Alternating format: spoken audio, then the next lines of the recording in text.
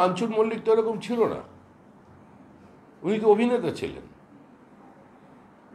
Theatre করতেন, cinema করতেন, কিন্তু তৃণমূল কংগ্রেসে যোগ দিয়েছেন। তৃণমূল কংগ্রেসে যোগ দেওয়ার অর্থই হচ্ছে তৃণমূল এর সংস্কৃতিকে মেনে নেওয়া এবং তার সঙ্গে সম্পৃক্ত হয়ে যাওয়া।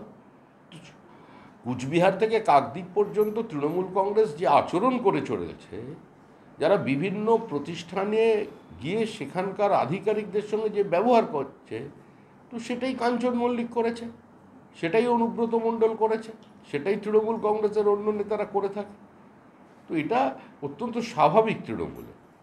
মানে তৃণমূলের অবস্থানগত জায়গা থেকে এটা কোনো অপরাধ বলে তৃণমূল কংগ্রেস মনে করে না, সেই জন্যই তার স্ত্রীকে দিয়ে ওই ডায়েরিটা করানো হয়েছে।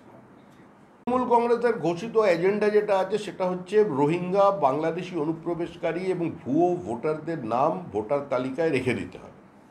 আর আমাদের অবস্থান হচ্ছে আমরা যে কোনো মূল্যে আমরা এদের চিহ্নিত করব এবং সে আমাদের নথিপত্র আমরা নির্বাচন কমিশনকে জমা দেব।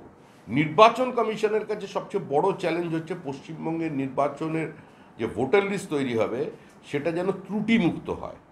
এটা নির্বাচন কমিশনের কাছে চ্যালেঞ্জ। ভোটাররা যেন অবাধ এবং শান্তিপূর্ণভাবে নির্বাচনে অংশগ্রহণ করতে পারেন। আর রাজ্যপালের কাছে একটা চ্যালেঞ্জ, বা রাজ্যপালেরও সবচেয়ে জিনিসটা দেখা দরকার যে এই সরকার পড়ে যাওয়ার পর, মানে বিধানসভা নির্বাচনের পর 2026-এ যাতে তৃণমূল কংগ্রেসের কোনো কর্মী, কোনো সিভিক ভলেন্টিয়ার্স বা কোনো চিহ্নিত পুলিশ কর্মী যাতে সুরক্ষায় কোনো রকম অভাব না হয়, তারা যেন আবার এই ভোট পরবর্তী হিংসার বলি না হয়, সেটাও যেন রাজ্যপাল দেখেন। কারণ একটা নতুন সরকার আসবে, তার একটা টিদিং পিরিয়ড আছে, তাকে বুঝে উঠতে 10-15 দিন সময় লেগে যাবে, তার মধ্যেই যাতে কোনো দুর্ঘটনা না হয় সেটাও যেন এটা রাজ্যপালের এখন থেকে সেই বিষয়টা দেখা দরকার। সেটা উনি সংশ্লিষ্ট যে ফোরাম আছে সেখানে গিয়ে জানান। উনি নদিয়ার জনপ্রতিনিধি, তা উনি এটা নিয়ে আন্দোলন করুন, অবস্থান করুন, যেখানে যেটা করার আছে সেটা করুন। আমরা বলছি না যে কোনো বিচ্যুতি আছে বা বিচ্যুতি নেই, সেই বিতর্কে আমাদের যাবার প্রয়োজন নেই। ওড়িশা সরকার বিজেপি পরিচালিত সরকার, কিন্তু তাকে ডিফেন্ড করা তো পশ্চিমবঙ্গের পক্ষে সম্ভব নয়।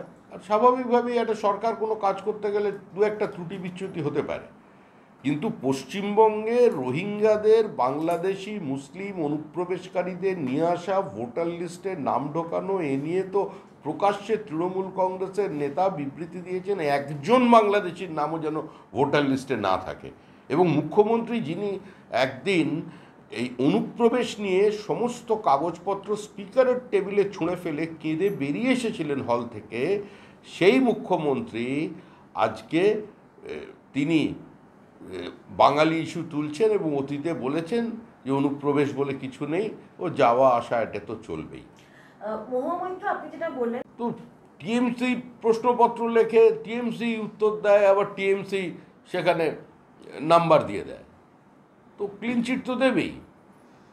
তৃণমূল কংগ্রেসের লক্ষ্য কি? একদলীয় একচেটিয়া একাধিপত্যকে প্রতিষ্ঠা করা, বিরোধীদের কণ্ঠস্বরকে সম্পূর্ণ বাজেয়াপ্ত করা, সামান্যতম প্রতিবাদ, সামান্যতম সমালোচনা করলে সেখানে রক্তপাত ঘটিয়ে দেওয়া।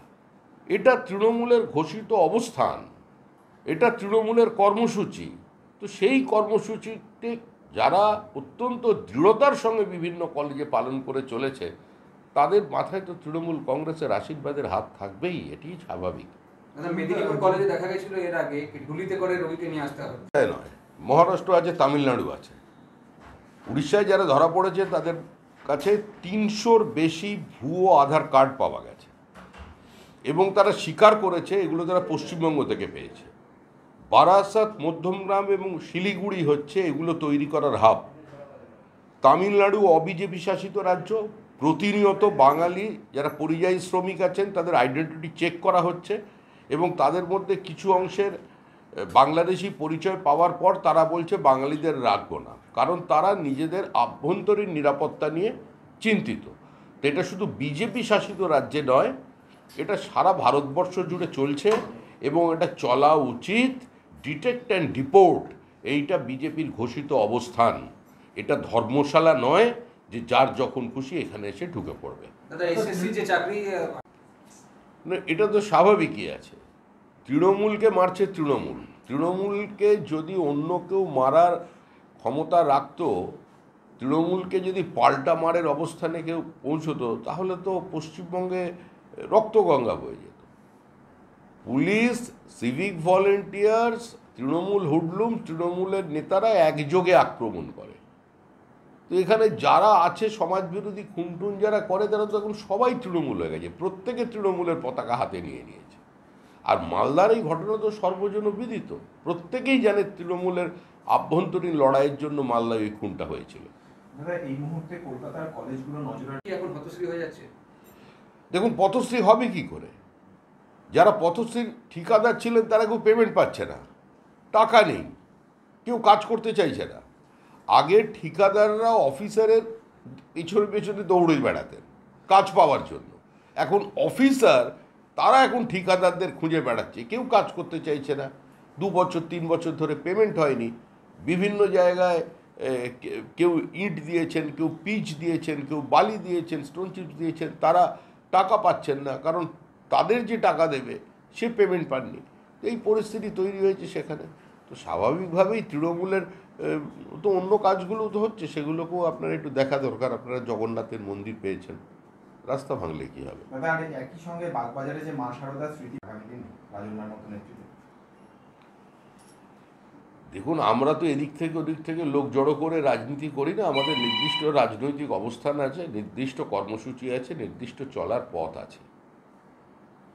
এখন আমরা সমস্ত মানুষের কাছে আহ্বান জানিয়েছি এটাই, যে কংগ্রেস, সিপিএম, তৃণমূল কংগ্রেসের যারা আছেন, যারা ক্ষমতার অমৃতরস পান করেননি এখনও, যারা বিপরীত পরিস্থিতিতে মমতা বন্দ্যোপাধ্যায়কে প্রাসঙ্গিক করে রেখেছিলেন, ঘাম রক্ত দিয়ে দেওয়াল লিখেছিলেন, সেই তাদের কাছেও আবেদন করছি, এই পশ্চিমবঙ্গ কি আপনারা চেয়েছিলেন?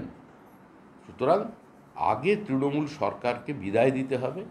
তার জন্য যে যেখানে আছেন তারা এগিয়ে আসুন, সরকারটাকে সরান, তারপরে যে যার পথ খুঁজে নেবেন। দাদা পশ্চিমবঙ্গে বিভিন্ন কলেজে দেখা যাচ্ছে আইএসএফের অত শক্তি নেই। আইএসএফের যদি এত শক্তি থাকতো, তাহলে আইএসএফের বিধায়কের গাড়ি ভাঙচুর হতো থানার সামনে। সে তো নিজেই নিজের নির্বাচিত যেখান থেকে হয়েছেন সেই কেন্দ্রের সমস্ত জায়গায় পৌঁছতে পারছেন না। দিনের আলোর মতো পরিষ্কার, স্থানীয় প্রত্যেকটি মানুষ জানে যে মারা গেছে সে একজন নেতার ঘনিষ্ঠ, তার উল্টো দিকের গ্রুপের আরেকজনকে মেরে দেওয়া হয়েছে। এর কারণ কি? কারণ তৃণমূল কংগ্রেস 2011-র আগে যাদের সিপিআইএমের হারমাত বলে চিহ্নিত করেছিল, যাদের মধ্যে একজনকে মুখ্যমন্ত্রী প্রশাসনিক সভায় তুই তো বোম্মা দিস, তোরা তো খালি বোম্মারিস বলে বোমাবাজ হিসেবে প্রতিষ্ঠিত করে দিয়েছিলেন প্রকাশ্যে, তাকেই তৃণমূল কংগ্রেস আবার সেখানকার বিধায়ক বানিয়ে দিয়েছে। তো স্বাভাবিকভাবেই এই লড়াইয়ের মধ্যে তো কোনো রাজনীতি নেই। এই লড়াইয়ের মধ্যে যেটা আছে সেটা হচ্ছে শুধু দখলদারি, জমির দালালি, জনহিতকর প্রকল্পের ওপরে নিজেদের আধিপত্য বিস্তার করা, টাকা 75-25-এর ভাগ সকলকে দিয়ে খাওয়া থেকে একটু বিচ্যুতি, তার জন্যই খুন। আর এখন যাবার বেলায় বুঝতে পারছেন যে সময় শেষ হয়ে আসছে, এখন আরও চাই, বেশি চাই, পুরোটা চাই, খুন আরও বেশি। যতদিন যাবে বাড়বে।